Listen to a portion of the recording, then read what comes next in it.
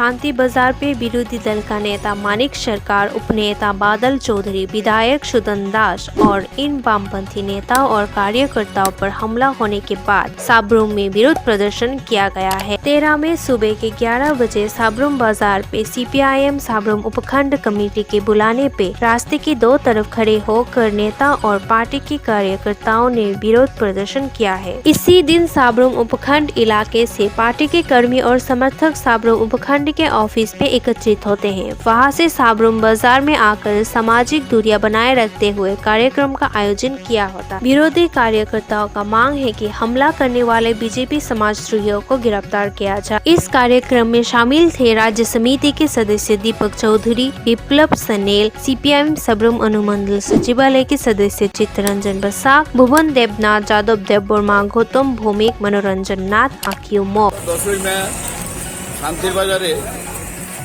আমাদের পার্টির পুরুষ সদস্য তথা রাজ্যের বিরোধী দল নেতা কমরেড মানিক সরকার, উপনেতা কমরেড বাদল চৌধুরী সহ পার্টির নেতৃত্ব সেখানে আসে আমাদের এক কমরেডের আক্রান্ত বাড়িতে দেখা করার জন্য যাওয়ার। ওইখানে বিজেপি সমাজ বিরোধীরা একত্রিত হয়ে ইট পাটকেল সহ সমস্ত কিছু ছুড়ে আমাদের পার্টি কমরেড উপনেতার মাথা সেখানে ব্যথা পায়। এছাড়াও অনেক কমরেড আক্রান্ত হয়।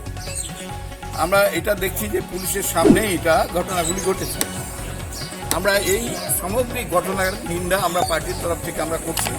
আমরা বিক্ষোভের মধ্যে দিয়েই এই সরকারের আইনের শাসন প্রতিষ্ঠা করার জন্য এবং গণতন্ত্র পুনরুদ্ধারের জন্য আমরা প্রশাসনকে আহ্বান জানিয়েছি। আমাদের পার্টির তরফ থেকে গতকালকে রাজ্যপালকেও সেটা জানানো হয়েছে। রাজ্যপাল বলেছে এই ধরনের ঘটনা যাতে না হয় তার জন্য আমরা উদ্যোগ গ্রহণ করব।